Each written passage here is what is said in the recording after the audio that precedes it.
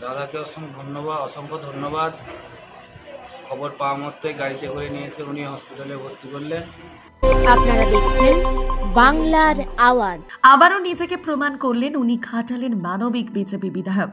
বিষয়টি হলো, বিজেপি বিধায়ক শীতল কপাট দলের জরুরি মিটিংয়ে ব্যস্ত ছিলেন। হঠাৎ সেই সময় খবর আসে যে ঘাটাল বিধানসভা নিমপাতা গ্রামে বিজেপির এক কর্মী পরিমল সাঁতরাকে সাপে কেটেছে। তা শুনে বিজেপি বিধায়ক শীতল কপাট সকল মিটিং ক্যান্সেল করে নিজের গাড়ি করে পরিমল সাঁতরাকে নিয়ে 30 মিনিটের মধ্যে ঘাটাল হাসপাতালে এসে পৌঁছে গেলেন। বিজেপি কর্মী পরিমল সাঁতরা অসংখ্য ধন্যবাদ জানিয়েছেন ঘাটালের মানবিক বিজেপি বিধায়ক শীতল কপাট মহাশয়কে। রাত্রি 10টা নাগাদ এই সাপে কাটা ঘটনাটি ঘটে। যে সাপটি কেটেছিল সেই সাপটিকেও ধরে নিয়ে হাসপাতালে গিয়েছিল। এতে নাকি ডাক্তারবাবুদের চিকিৎসা করতে নাকি সুবিধা হয়।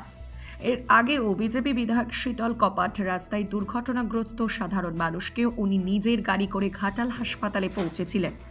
বিজেপি বিধায়ক শীতল কপাট কি বলছেন বিস্তারিত শুনুন। ঘাটাল থেকে নকিবুল ইসলামের রিপোর্ট। আপনারা দেখছেন বাংলার আওয়াজ। দেখুন, আজকে আমরা হঠাৎ খবর পেলাম যে আমাদের বিজেপির কর্মী পরিমল সাঁতরা তাকে সাথে কেটেছে। শোনা মাত্র আমাদের একটা মিটিং চলছিল, সেই মিটিং বন্ধ রেখে আমরা ওনাকে তুলে নিয়ে হসপিটালে ভর্তি করি। কারণ আমরা যেহেতু বুঝতে পেরেছি, জানতে পেরেছি যে এই ধরনের ঘটনা ঘটেছে, তা আমরা মনে করেছি যে পার্টির মিটিংয়ের থেকে আগে কর্মীর মূল্য সবথেকে বেশি, সেই জন্য কর্মীকে রক্ষা করতে হবে।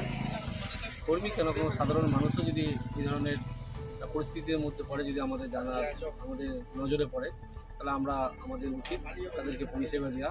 তো সেই রকমই আমরা চেষ্টা করছি, আমাদের কর্মীকে নিয়ে আজকে হাসপাতালে ভর্তি করেছি।